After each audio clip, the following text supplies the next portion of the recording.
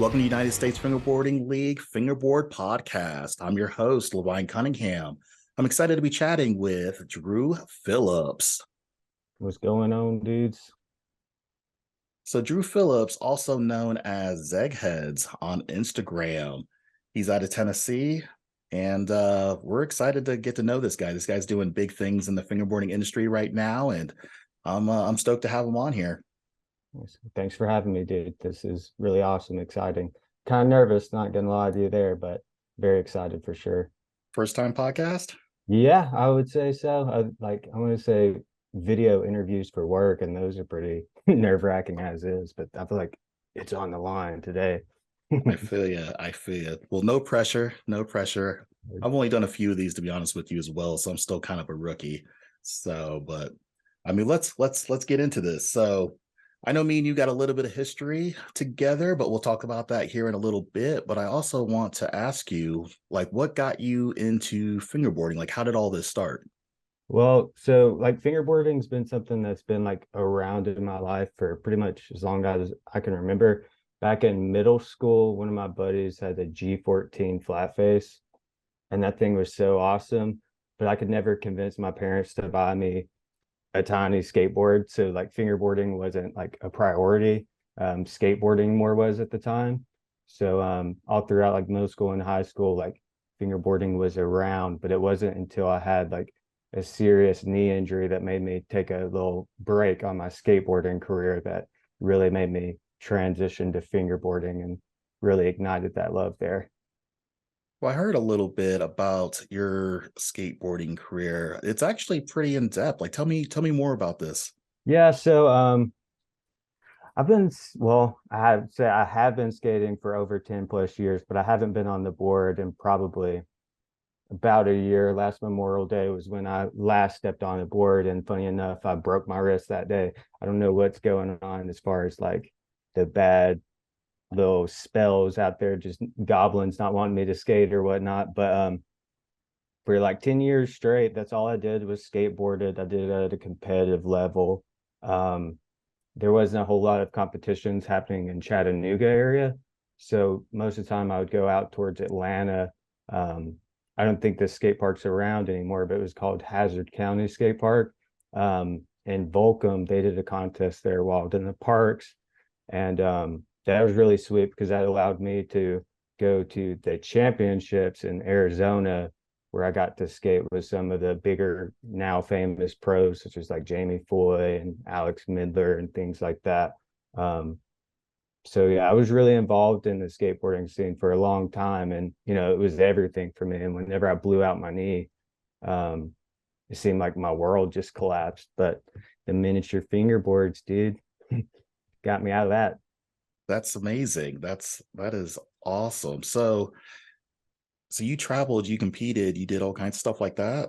Yeah, I tried there. Like I said, there wasn't many local contests going on in Chattanooga, so yeah, I had to go to Atlanta just to go to like qualifiers and things like that. And then you could place in like I think the Volcom one I did, it was the top seven, and then you got to fly out to wherever it was and compete with everybody else that qualified at other states throughout the year and things like that. So yeah, it was pretty cool.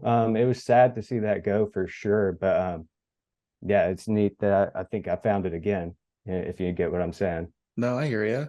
Yeah, I'm kind of a poser myself. I actually don't skate. So my parents wouldn't let me skateboard, but I convinced them to let me fingerboard. that's funny. And I think It's they funny. may have probably rather me go skateboard and be outside instead of being inside fingerboarding and clickety clackety everywhere.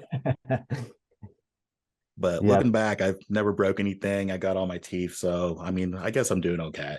yeah, you're fortunate there. I am fortunate. So basically, some injuries is basically what kind of drew you into fingerboarding.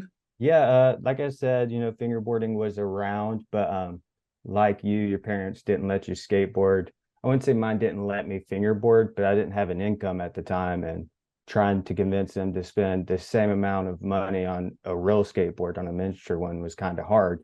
Um, but when my knee blew out, I think it was like 2015, I was a senior in high school. So that really, I had a job at that point. So it was then I, started picking up fingerboarding and just playing around with it. But it wasn't until last year that, I went to your tour, and that's where I was like really inspired to see like, whoa, this is what I was doing, or like in the past, like in skateboarding, but on a miniature scale. I don't know. I can't explain it to you other than it was just like a full circle of like, whoa, like I'm back here again. This is really cool. It is, the tour is absolutely, I love it. I mean, you have to be able to do it on a grand scale like we Oh do yeah. it. But I mean, we kind of took a page from what skateboarding is doing and we just shrunk it down, and we're just like, SLS is traveling around, they're setting up full blown like skate parks and hosting competitions and stuff like that. And I'm like, somebody should be doing that for fingerboarding on, some sort of a level. And so I'm glad that, like, the tour was definitely like, very inspiring and stuff like that to you. And that's what I do this for. Like when I see people walk into the room the first time and see all of these parks and just what's going on, like the inspiration, the juices are just flowing for everybody. I love it. Oh yeah, dude. It was like a kid in a candy store. Like I know that's like a cheesy line, but that is like very accurate. I went in there, I was like, there's like 12 Black River parks here. What the? It was so awesome, dude. Yeah. So thanks for doing that. Because yeah, like I said, you inspired me to do this. So yeah. So it was basically the tour that kind of got you inspired to start hosting your own events. Yes, exactly. Because the tour location that I'm speaking on was the Atlanta stop. Um, and it was a great turnout. I saw so many people that I wouldn't have ever seen from all ages. And that, like I said, my knowledge on fingerboarding, like I know about fingerboarding, but I didn't know like there like what you were doing was a thing or capable, because whenever you see all those people in the room for a tiny little toy or skateboard, you're just kind of blown away by it. And like you said, there's nobody really doing it, and it doesn't make sense. So yeah, huge inspiration from the tour. That is awesome to hear. So when I look back, I'm like, at the tour just itself, 2021 for us was kind of a concept year. Like, to be honest with you, I had no idea if anybody was even going to come out to these events. I never hosted a fingerboarding event before the tour, even though I've got event experience. So for me, it was kind of risky and definitely like, is this a thing? People are going to come out. And so for, someone like yourself that's just now getting into events, hosting them out in, all right, so what city? Chattanooga, Tennessee. I don't think I said that. I probably skipped right over it. No, you're all good. So you're putting Chattanooga, Tennessee on the map. We're actually considered possibly making Chattanooga a tour stop next year, Oh, simply snap. due to you developing like the Chattanooga area. And so you've been hosting these fingerboarding events, what, once a month now for like the last 3 months? Yep, that's correct. Once a month. Actually, this month, March, I had an event on the first Friday of the month. There's a skate park in Atlanta. They do Fingerboard Fridays, which is um, their fingerboard event every Friday of the month, the first Friday. And they invited me to come host that. So technically, this month there'll be two events. But yeah, the goal is to do an event a month. And just create, like a steady little train for, my fingerboard community scene to just keep on getting together and build something up. That's what I like to hear. It was what we kind of developed here in Indy when I had the shop and all that. It was a very cool experience to meet all these people, have a hangout spot at least once a month or twice a month, or however you kind of set it up, or like people just come in, they hang out, they fingerboard, and you just grow those relationships. And I think that my probably most strongest friendships are literally all fingerboarders. And so like for me, like if you don't fingerboard or you don't play Call of Duty, like I don't know if I can mess with you. Like, and like that's my life now and I love it. Yeah. Yeah. It's really cool whenever you can find like this solid group of people that have like, it's not even an interest at this point, it's a passion. So whenever you find other people like that, it's freaking awesome. And like it's just like skateboarding. I can't even the comparison. It's just like right on top of the head. It is a growing industry as well. I Yeah. mean, I think you hit me up like 3-4 months ago talking about you're starting your first event. And I was super stoked for you. And I was like sending out some sponsor packs. And 2021, we started doing sponsor packs and sponsoring as many events and stuff like that as we could. And 2021, we sponsored like 50 something events. And then last year, we sponsored 84 events. And so we're on track this year to almost hit 100 events. We've got a lot of people that are like just super excited, super passionate, and they're hosting their own meetups and their own events and stuff like that. And the industry is just growing. So this is exciting to see. Yeah, it's awesome. I think in Atlanta alone next month, I think there's two different events going on. I believe you're sponsoring both of those.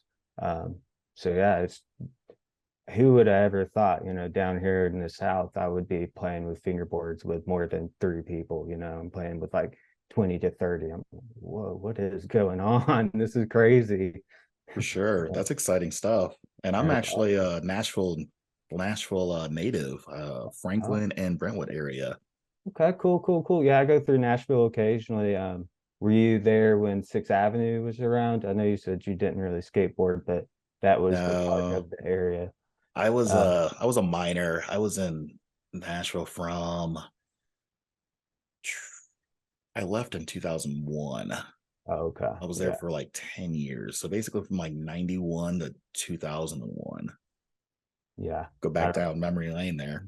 I don't know if it would have been there or not. I don't think I would have went there at that time, so might not have even been around. But yeah, Nashville's pretty cool. I've definitely been talking to um, one shop out there called Cecil about hosting an event. They got a toy store that they share space with. So what better spot to do an event than a skate store, toy store? I like that. You got the juices flowing, already looking towards the future. Like definitely an industry leader right here. So you're talking about just literally growing the entire Tennessee, Chattanooga just area. And I know Atlanta's what, like 2 hours away? Yeah, so the cool thing about Chattanooga, Tennessee is it's literally like right in the middle of Nashville, Knoxville, and Atlanta. I'm literally probably an hour and a half from all three of those locations. So for me to do events and travel outside of Chattanooga, that's pretty ideal. So I couldn't have lucked out more on the location,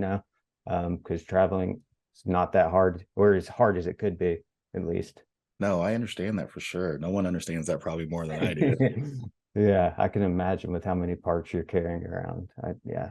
So I, basically, if you're within a 2 hour drive of Chattanooga, you need to be at Drew Phillips's event. And give me the date and the location one more time.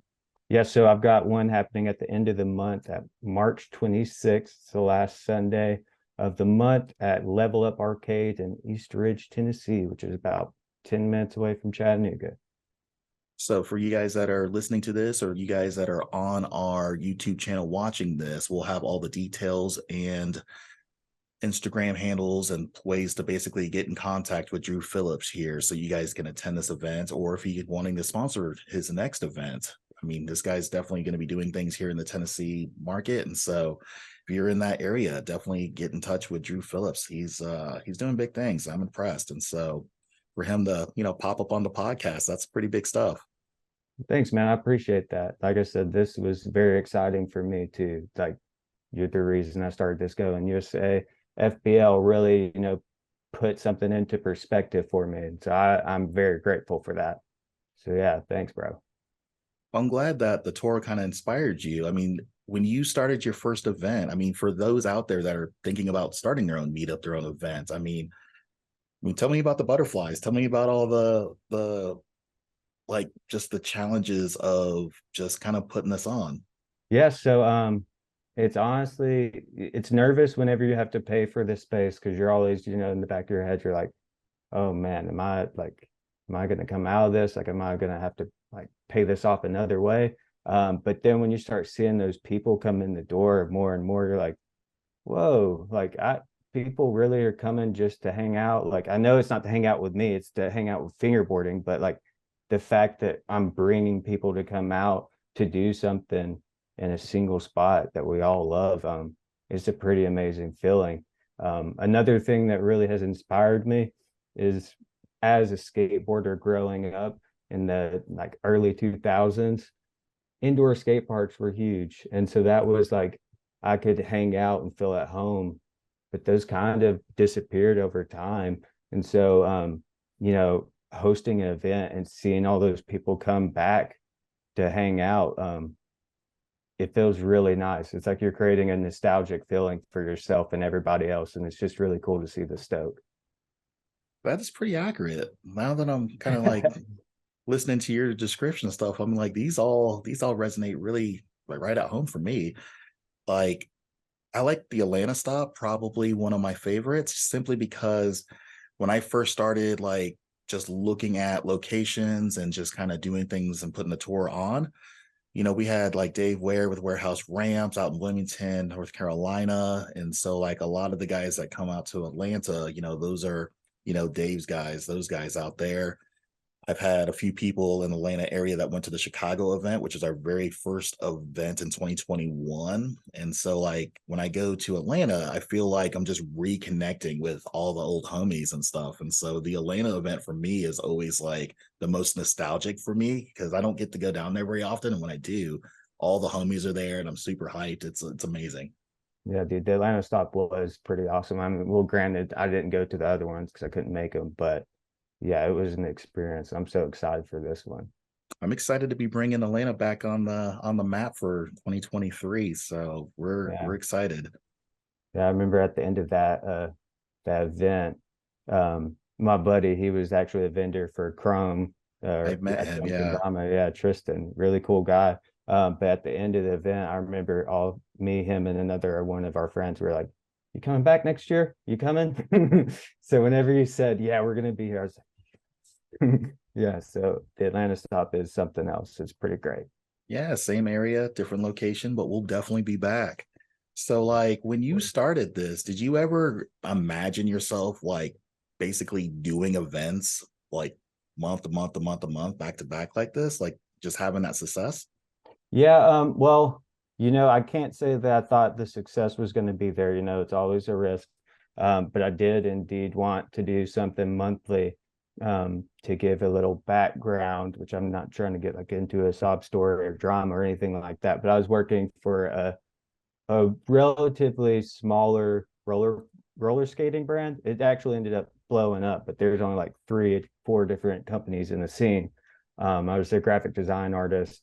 Company went bankrupt and I got laid off, blah blah blah blah blah. But one of their business things was they had a mobile section where they would go to venues in the area and do a little roller skating mobile disco thing, um, on a monthly event. And the turnouts weren't always that great, but I just thought, having continuing doing that and learning like why those were failing and seeing how they could be better with something that people are more passionate about. Not that there's not passionate roller skaters out there, but the boss, the lady, she wasn't in it for that or whatever. I'm trying to be evasive what I talk about.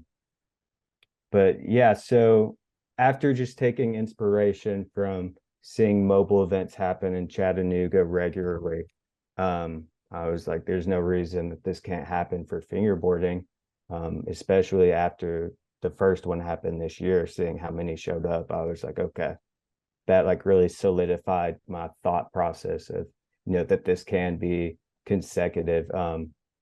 But there is a hurdle with that, and that's, when I reach out to these companies asking for sponsors and things like that, doing consecutive events, I don't ever want to sound like I'm over asking for product or things like that. So that's one of the big challenges I face is, not wanting to over ask, as well as like, I know getting products sent to you is not free, so to have so many sponsors coming in and helping me recycle like through them, that's been very awesome. Like, I can't even tell you like how thankful I am for that, because I want to say that that's one of the reasons I'm able to do them consecutively. That these sponsors, the taglines of these companies, people see those and they see that, the event got a stamp and those companies are putting it on. So just with all these different marketing experiences I've grown over the past year or so, I just figured that I could employ those in a better way. No, I agree. I'm right there with you. We have the same challenges, stuff like that when we do the tour. And so, I mean, the tour is amazing by itself, but the sponsors backing it, supporting it, resharing your flyer, help marketing that for you, and then literally sending out those packs. I mean, the packs are, that's the sprinkles on top of the cake. I mean, Yeah. that's people get super stoked knowing that there's raffle items, there's prizes, there's just just all kinds of cool giveaways, things that are going on. And so like that just super just that just makes everything just all complete. So I'm definitely there with you guys. Everything that you guys do, United States Fingerboarding League's definitely got you guys' back. So super stoked to be a part of this and helping you guys grow. Yeah, we appreciate it, dude. Those little concrete trash cans and the loaves, they go quick on the raffle table. Yeah, it took us a while to kind of get to the point to where we're making our own like just products and stuff, because that's the problems that we had, especially when we had our store. We hosted events once a month at the store, and it was just a lot trying to get like sponsors and stuff like that involved on a regular basis and stuff. And a lot of these people, they make products just they can only do stuff so much and so fast. And for like people like you and me and a few others that we're just constantly in need of these things, it's a hard thing to kind of fill for sure. And Yeah. so we kind of created our own ecosystem a little bit. And so like we started making stuff in house. So we started making like our own bushings and concrete obstacles. I'm working on decks, to be honest with you. That's the next venture Uh-oh. for me. I know. Oh, that was just snuck in the podcast right there. Just Nice. snuck that in there. Yeah. Okay. So I might be messing around with some decks here in a couple weeks. I've had the equipment to make, I mean, full blown like rotary saw, sanders, veneer decks. I mean, I have enough veneer literally to make probably like 500 decks. I mean, I've got all kinds of exotic woods and all. It's nuts. Like I got a full shop, but it's just been Yeah. sitting for so long because I just keep endeavoring myself with all these random projects like a podcast and a tour and stuff like that. And so it's been on the back burner, but I'm getting there. I'm getting Yeah. there. Well, I'm excited to see him. Definitely have to hand some of them out one of the events. Yeah, we definitely want to start like offering those into like our sponsor packs and stuff like that. I've got a lot of like international like events, and so like concretes I can't ship those cheap like overseas, and Yeah. so I've got to start looking at like smaller deals. Anyways, that's a whole nother episode. Whole Yeah. nother episode. So Shipping weights crazy. I know. Yeah. So all right, so oh man, you just got into this whole regular event scene. So what's like the future? Like what is the dream? Like where you like what's the like vision that you see here in the next like year or two with these? Okay. Yeah. So I would say the most like in reach goal, like the next thing on my schedule, other than the monthly mini skate series that I've been doing, is that Zegheads is going to launch an online shop that should be launching around 420. LOL. Okay. Okay. So yeah, so that's my little toss into this podcast episode that there is going to be an online Zeghead store. Because at the events, I do come with a mobile shop. I vend kendamas and used fingerboards and things like that. But with all this momentum, I've been able to, talk with other companies and become a distributor. So I do have different companies that I'm working with, such as like some of the smaller ones like Peep Squeak Wheels, 223 Fingerboards. I'm just plugging people in right now. But some of the bigger brands, I've got Teak, I'll be distributing, Doom Lagoon, really excited about working with them. So yeah, the goal is just to be, a center ground for everybody to get access for fingerboarding, because the market for fingerboards is huge right now, right? Like you can get on Instagram and you can find a fingerboard relatively quick, but you can only get it from that person. So it's not like there's skate shops all over the place, like, so that's what Zeghead's big goal is to have an actual storefront that I can continue to do mobile events as well as local events, and retail stuff, and just, really be a forum of accessibility for fingerboarding, because it's not where it should be because there's clearly a community for it. We've got so many different people of walks of age. Like, it's insane the amount of people that come out to these events that you just wouldn't expect. And Oh, so we definitely agree. yeah, we got to make it more accessible for these dudes. So yeah. Definitely. So like we get the whole like that's a lot of things that like the fingerboarding industry is just kind of lacking. We're lacking distribution. Like almost everything is direct from the manufacturer. Like there's only like maybe 3 or 4 sites that I'm aware of, besides like Flat Face or oh man, I can't even Pro Yeah. Scooter Shop, Exodus. I mean, there's only like a few like, you know what I'm saying? Like just Yeah. websites that you can just go and pick up a few like items from like different companies. Otherwise, everything is literally direct from the manufacturer, which is kind of crazy now that I think about it. Yeah, it's I don't want to say ludicrous, Luda, but I mean it kind of is though. When you think about it, our market's like it's literally flooded. It's I don't want to say there's too many fingerboards because the more the merrier, right? It's awesome, but I can't get them, and that shouldn't be the case. So I want to change that, and I think that Zegheads definitely has the capability of doing that. So that's the big goal, is to just make fingerboarding accessible as possible. But that's happening relatively quick. So next month you'll be able to go zegheads.com, get you some cool fingerboard stuff, or if you don't have a computer in 2023, come out to the mini skate, and the shop will be there too. So yeah. That's Big things amazing. coming around.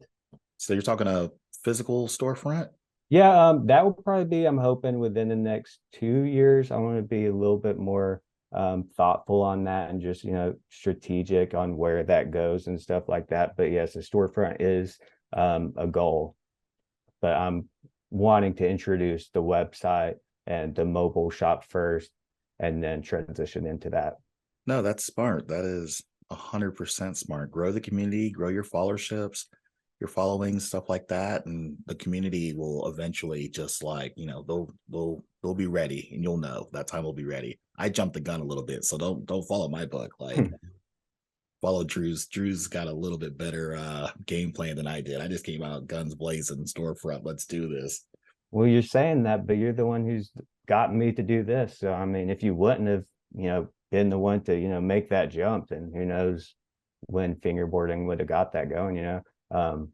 I feel like this year, like you said, event wise, it's crazy. There's so many events going on. It's awesome. And they're happening a lot earlier this year than they were Oh, last year. We're already like 20 events in, and we're just like barely scratching in the March.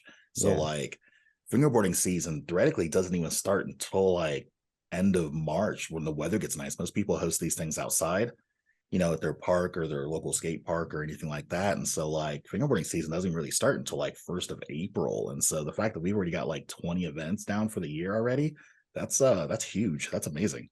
Yeah. I can only like imagine what summer is going to be like. It's going to be pretty nuts. I'm ready. I know everybody else is ready. And For so sure. I'm glad that, we've got people like you and me that are out here just like creating these unique experiences for people to come out and meet new people, enjoy that passion. I mean, I didn't fingerboard with a single person until like 2 years ago, and I've been fingerboarding off and on for like 20 years. And I just, Yeah. yeah, my first event, that's what inspired me. So my first event Yeah. inspired me. I'm glad that, your first event also got you inspired to do the same. Yeah, it's unfortunate that it took you that long to fingerboard with somebody, and it's not on you because that's how everybody feels, and I don't know why. There's not a reason for it to be like that, so I know. we gotta make that not be a thing anymore. It feels fingerboard just feels taboo for some reason, and I have no idea why. Like it shouldn't be, but it just is. It's like, oh, like I want to go fingerboard and go touch that little spot over there. It's out in public and it's kind of busy. It shouldn't be like maybe I shouldn't, maybe I should. It should be like I'm gonna hit that anyways. Now I'm like, whatever. I'm 300-pound black guy. Like I'm just gonna go do it. Like who's gonna say something? So it took me a while to just kind of get to that point where like you're just confident enough to just be like, you know what, I'm just gonna do that. I don't care what people think, and it shouldn't even be that. It's 2023. Like we're past all of that. Yeah, exactly. It's crazy. It shouldn't be like that. You're right. Especially with how many people are fingerboarders. Like it just doesn't make sense. But change happens at a time. We just gotta start doing it.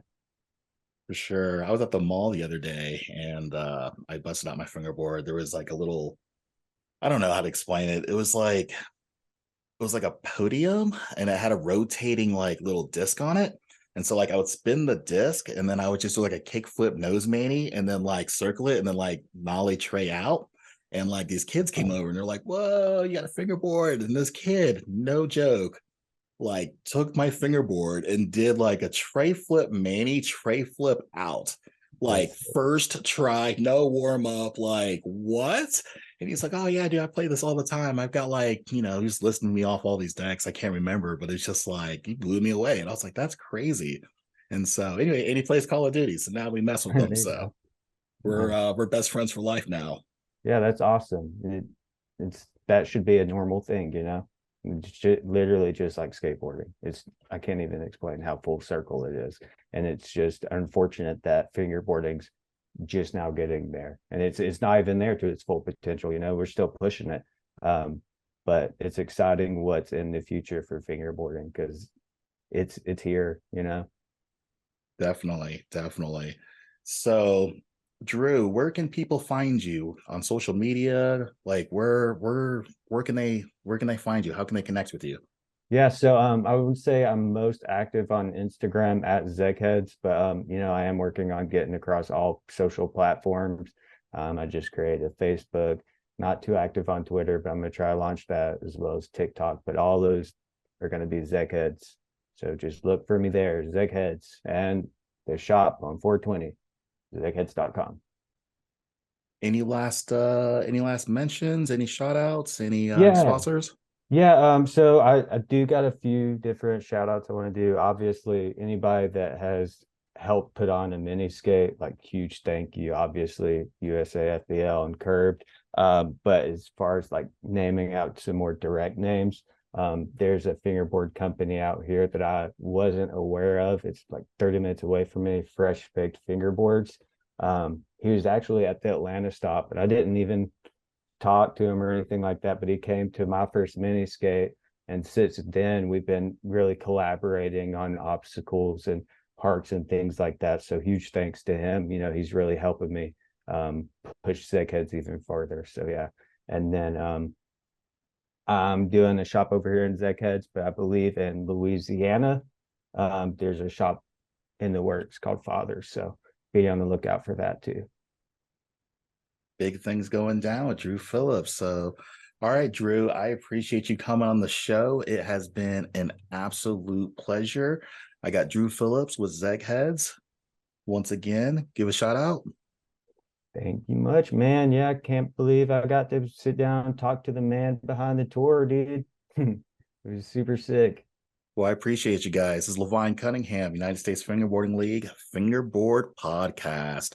Till next time, like, share, and comment and follow. We'll catch you again.